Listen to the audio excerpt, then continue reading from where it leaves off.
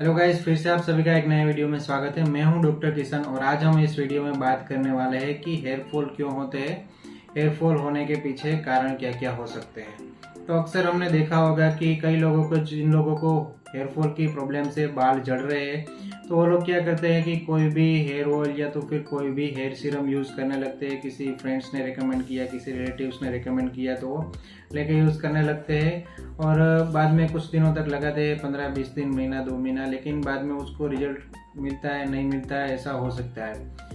तो क्या ऐसे ही हम कोई भी हेयर सीरम या कोई भी हेयर ऑयल लेंगे तो उससे हमारा हेयर फॉल जो है वो होना बंद हो जाएगा, बाल झड़ना बंद हो जाएगा? तो ऐसा नहीं है। तो पहले हमें ये जानना होगा कि हमारा हेयर फॉल क्यों हो रहा है, उसके पीछे का कारण है। तो आज हम इस वीडियो में जो हेयर फॉल होता है उसके पीछे के कारण के बारे में ही जानने वाले हैं। 10 ऐसे पॉइंट हम बताएंगे कि जिसकी वजह से हेयर फॉल हो सकते हैं। तो ज़्यादा देर ना करते हुए चलिए शुरू करते हैं। और दोस्तों, आप हमारे इस चैनल पर नए हो तो प्लीज़ सब्सक्राइब कीजिए, क्योंकि फ्यूचर में भी आपको ऐसे ही वीडियोस मिलते रहेंगे। अगर आपको कोई टॉपिक के ऊपर वीडियोस चाहिए तो वो आप बता सकते हैं। कोई मेडिसिन, कोई डिजीज से रिलेटेड, हेल्थ से रिलेटेड कोई वीडियोस चाहिए तो आप बता सकते हैं, कमेंट में कमेंट कर सकते हैं। और वीडियो से रिलेटेड कोई क्वेश्चन है, कोई क्वेरी है तो भी आप कमेंट कर सकते हैं। तो ज़्यादा देर ना करते हुए चलिए शुरू करते हैं। तो हेयर फॉल के कोजेस में पॉइंट नंबर 1 पर आता है न्यूट्रिशनल डेफिशिएंसी।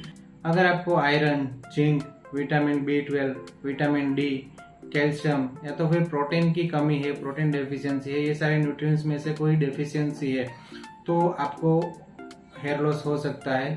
क्योंकि अगर जो न्यूट्रिशनल डेफिशिएंसी है आपके शरीर में, तो आम बात है कि आपके जो हेयर फॉलिकल्स है, स्काल्प रीजन में भी अच्छे न्यूट्रिएंट्स नहीं पहुंचेंगे, तो आपके जो हेयर है वो अच्छे से ग्रो नहीं करेंगे और उसको न्यूट्रिशन नहीं मिलेगा तो वो बाल झड़ना शुरू हो जाएंगे, वो अच्छे से ग्रो नहीं करेंगे।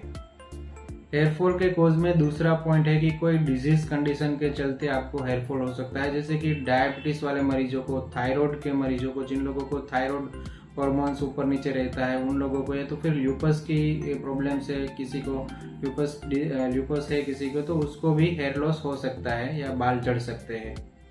तीसरा इसका सबसे बड़ा कारण है, तीसरा पॉइंट है कि कोई मेडिसिन के चलते आपको हेयर लॉस हो सकता है। अगर आपको कोई मेडिसिन चालू है बहुत लंबे समय से, जैसे कि कैंसर में कीमोथेरेपी में जो मेडिसिन दी जाती है उसकी वजह से हेयर लॉस हो सकता है, या तो एंटी डिप्रेशंस दवाइयाँ हैं, एंटी हाइपरटेंसिव कुछ दवाइयाँ हैं, कुछ एंटीबायोटिक्स दवाइयाँ हैं कि जो लंबे समय तक चलाया जाए तो उसकी वजह से हेयर लॉस हो सकता है।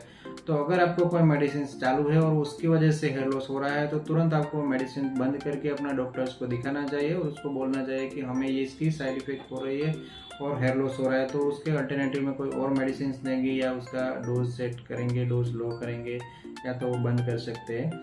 वो अपने हिसाब की आपकी डिजीज कंडीशन के अकॉर्डिंग वो चेंजेस कर सकते हैं।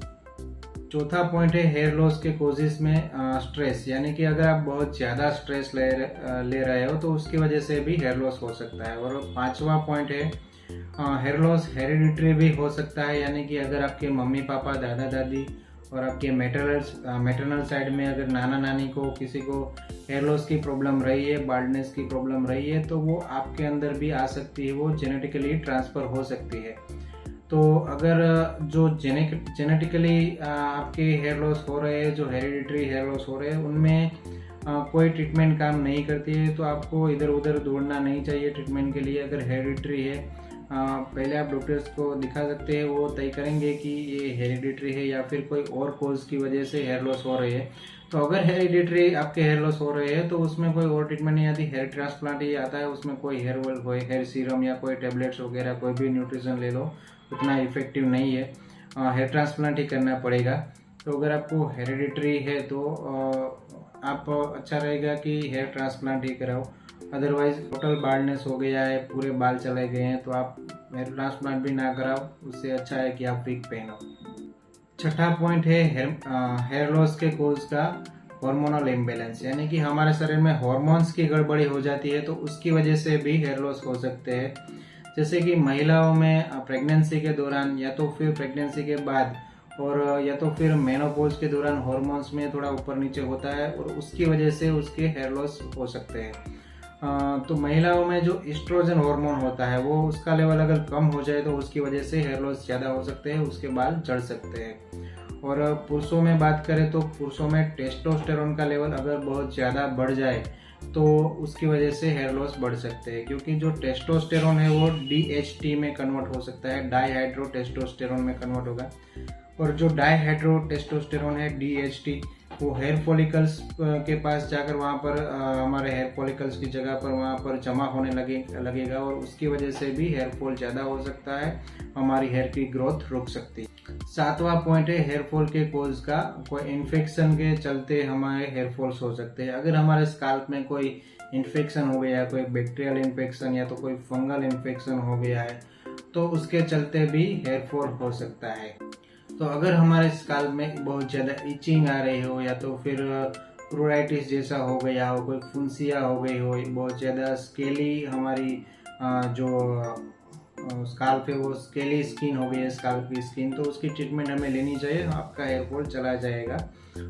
कोई और ट्रीटमेंट लेने की उसमें ज़रूरत नहीं पड़ती। जो कोज है उसको ही हमें ट्रीट करना है, कोई भी हेयर सीरम, कोई भी हेयर ऑयल्स यूज़ नहीं करने हैं। अगर कोई इन्फेक्शन के चलते हैं तो उस इन्फेक्शन की दवाई लोगे आप, उसकी मेडिसिन लोगे तो आपके हेयर लॉस भी कम्प्लीटली बंद हो जाएंगे, हेयर लॉस होना। 8वां पॉइंट है कि कोई हेयर ट्रीटमेंट अगर आप ले रहे हो, जैसे कि बहुत ज़्यादा हेयर ड्रायर का यूज़ करते हैं, कोई जो हेयर स्ट्रेटनर आता है उसका यूज़ करता है, तो उसकी वजह से एक्सेसिव हीट जो हमारे बालों में जाएगी, हेयर फॉलिकल्स को एक्सेसिव हीट नुकसान करती है, हेयर फॉलिकल्स को कमज़ोर करती है और उसकी वजह से हमारे बाल पतले हो सकते हैं, बाल झड़ सकते हैं और हेयर फॉलिकल्स परमानेंट भी उससे डैमेज हो सकते हैं। और किसी में देखा गया है कि जो हम हेयर डाइज यूज़ करते हैं हेयर कलरिंग के लिए, उसकी वजह से भी हेयर लॉस हो सकता है। 9वां पॉइंट है हेयर लॉस के कोज में एनवायरमेंटल पोल्यूशन। अगर हम ऐसी जगह पर रह रहे हैं जहाँ पर एनवायरमेंटल पोल्यूशन बहुत ज़्यादा है, धूल मिट्टी बहुत ज़्यादा उड़ रही है और हमारा वर्क बाहर की साइड में ज़्यादा रहता है और हमारे स्काल्प में वो धूल मिट्टी या तो फिर जो पोल्यूशन है वो हमारे जो स्काल्प में जमा हो जाता है और उसको हम रेगुलरली अच्छे से हमारी हेयर की केयर, हमारे स्काल्प की केयर नहीं करते, सफाई नहीं करते, क्लीनिंग नहीं रखते, तो उसकी वजह से भी हमारे हेयर लॉस बढ़ सकते हैं और बाल्डनेस आ सकता है और बाल हमारे झड़ सकते हैं। और 10वां पॉइंट है हेयर फॉल के कोज का ओल्ड एज, यानी कि बुढ़ापे के चलते हेयर लॉस होते हैं। वो एक नेचुरल प्रोसेस है, वो एक आम बात है कि बुढ़ापे में 70-80 साल के जब हो जाएंगे तो उसकी वजह से बुढ़ापे की वजह से हेयर लॉस हो सकता है। तो ये थे कुछ हेयर लॉस के कोजेस। तो इनमें से अगर आपको कोई कोजेस है तो उस कोज को ट्रीट करने की कोशिश करो, ना कि कोई भी आप हेयर ऑयल, कोई भी हेयर सीरम यूज़ करना चालू कर दो। जो भी कारण है, अगर आपको न्यूट्रिशनल डेफिशिएंसी है तो न्यूट्रिशन पूरा लो। अगर आपको कोई एनवायरमेंटल पोल्यूशन की वजह से है तो अपनी हेयर की अच्छे से केयर करो और हो सके तो अपना काम बदलो या तो फिर अपने रहने की जगह बदलो, ये सब कर सकते हो। अगर आपको कोई इन्फेक्शन के चलते जो हेयर लॉस हो रहा है तो अगर उस इन्फेक्शन की दवाई आप करोगे तो हेयर लॉस होना ऑटोमेटिकली बंद हो जाएगा। तो होप आपको ये वीडियो में कुछ इन्फॉर्मेटिव जानने को मिला होगा। वीडियो में कुछ इन्फॉर्मेटिव जानने को मिला है तो प्लीज़ इस वीडियो को लाइक करना, शेयर करना और कमेंट करना ना भूलें। अगले वीडियो में हम बात करेंगे हेयर फॉल के ट्रीटमेंट के बारे में और जो हमारे हेयर फॉलिकल्स के जो फेज़ होते हैं उसके बारे में भी हम कभी और दिन वीडियोस बनाएंगे। हेयर फॉल की जो ट्रीटमेंट है उसमें particularly hair serum, hair oil कौन सा यूज़ करना चाहिए उसके ऊपर भी हम फ्यूचर में वीडियो बनाएंगे।